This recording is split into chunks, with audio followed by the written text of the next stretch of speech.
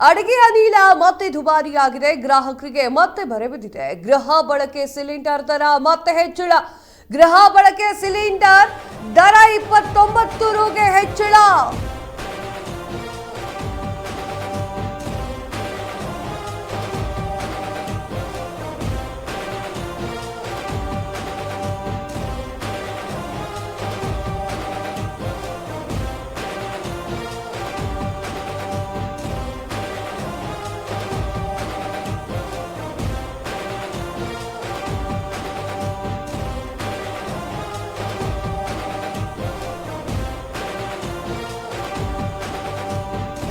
ಅಡುಗೆ ಅನಿಲ ಮತ್ತೆ ದುಬಾರಿ, ಗ್ರಾಹಕರಿಗೆ ಬರೆ.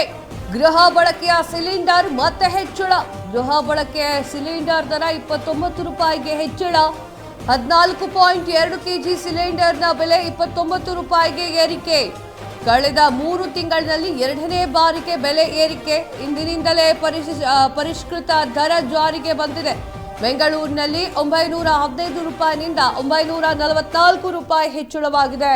ಎಸ್ ವೀಕ್ಷಕರೇ, ಈಗ ಮತ್ತೆ ಸಿಲಿಂಡರ್ ದರ ಏರಿಕೆಯಾಗಿದೆ.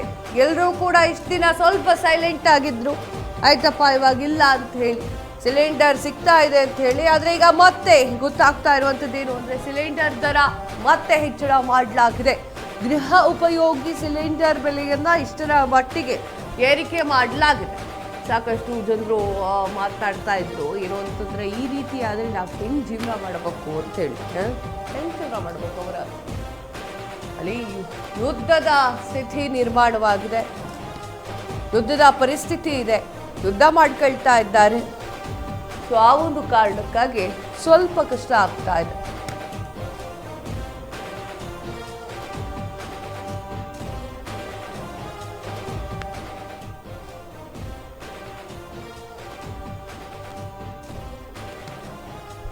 ಎಸ್, 14.2 ಕೆಜಿ ಸಿಲಿಂಡರ್ ಬೆಲೆ ಏರಿಕೆಯಾಗಿದೆ. 29 ರೂಪಾಯಿಗೆ ಏರಿಕೆಯಾಗಿದೆ.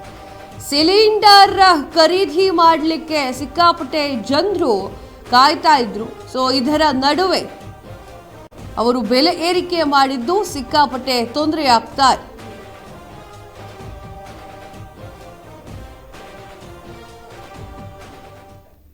ನೋಡ್ತಾ ಇದ್ದೀರಾ ಯಾವ ರೀತಿಯಾಗಿ ಕಷ್ಟ ಆಗ್ತಾ ಇದೆ ಜನಗಳಿಗೆ ಅಂತ ಹೇಳಿ. ಯಾಕೆಂದರೆ ಗೃಹೋಪಯೋಗಿ ಸಿಲಿಂಡರ್ ಬೆಲೆಯನ್ನು ಏರಿಕೆ ಮಾಡಿದ್ರೆ ಕಷ್ಟ ಆಗುತ್ತೆ. ಗೃಹ ಬಳಕೆಯ ಸಿಲಿಂಡರ್ ದರ ಏರಿಕೆಯಾಗಿರುವಂಥದ್ದು, ಪೆಟ್ರೋಲ್, ಡೀಸೆಲ್ ಮತ್ತು CNG ಬೆಲೆ ಏರಿಕೆಯ ಬೆನ್ನಲ್ಲೇ ಜನಸಾಮಾನ್ಯರಿಗೆ ಮತ್ತೊಂದು ಶಾಕ್ ಕೊಟ್ಟಿದೆ. ಗೃಹ ಬಳಕೆಯ LPG ಸಿಲಿಂಡರ್ ಬೆಲೆಯಲ್ಲಿ 29 ರೂಪಾಯಿ ಹೆಚ್ಚಳ ಮಾಡಲಾಗಿದೆ.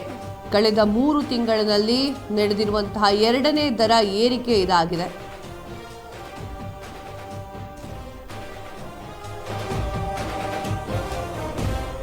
ಅಡುಗೆ ಅನಿಲ ಬೆಲೆ ಏರಿಕೆಗೆ ಕಾಂಗ್ರೆಸ್ ಖಂಡನೆ. ಮೋದಿ ಹಣದುಬ್ಬರದ ಮನುಷ್ಯ ಅಂತ ಕಿಡಿ.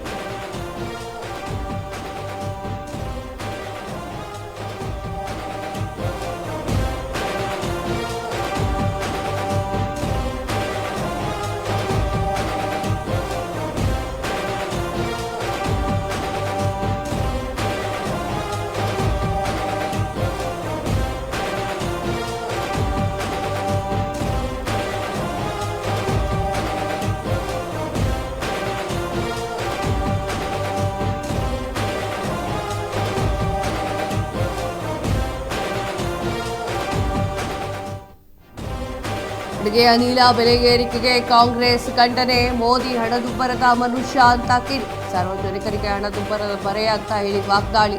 ಗ್ಯಾಸ್ ಬೆಲೆ ಏರಿಕೆ ಸಮರ್ಥಿಸಿಕೊಂಡಂತಹ ಕೇಂದ್ರ ಸರ್ಕಾರ ವಿದೇಶಿಗಳಿಗೆ ಹೋಲಿಸಿದ್ರೆ ಇದೇ ಕಮ್ಮಿ ಎಂದಿರುವಂತಹ ಕೇಂದ್ರ.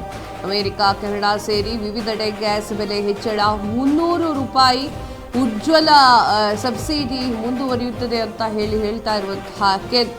ಎಸ್, ಜಾಗತಿಕ ಬಿಕ್ಕಟ್ಟಿನ ಎಫೆಕ್ಟ್ನಿಂದಾಗಿ ಆಗ್ತಾ ಇರುವಂತಹ ಒಂದು ಕೆಲಸ ಇದು. ಮಧ್ಯಪ್ರಾಚ್ಯದಲ್ಲಿ ನಡೀತಿರುವಂತಹ ನಿರಂತರವಾಗಿರುವಂತಹ ಕೃಷಿಯಿಂದಾಗಿ ಜಾಗತಿಕ ತೈಲ ಮತ್ತು ಅನಿಲ ಪೂರೈಕೆಯ ಮೇಲೆ ಭಾರಿ ಒತ್ತಡ ಉಂಟಾಗಿದೆ.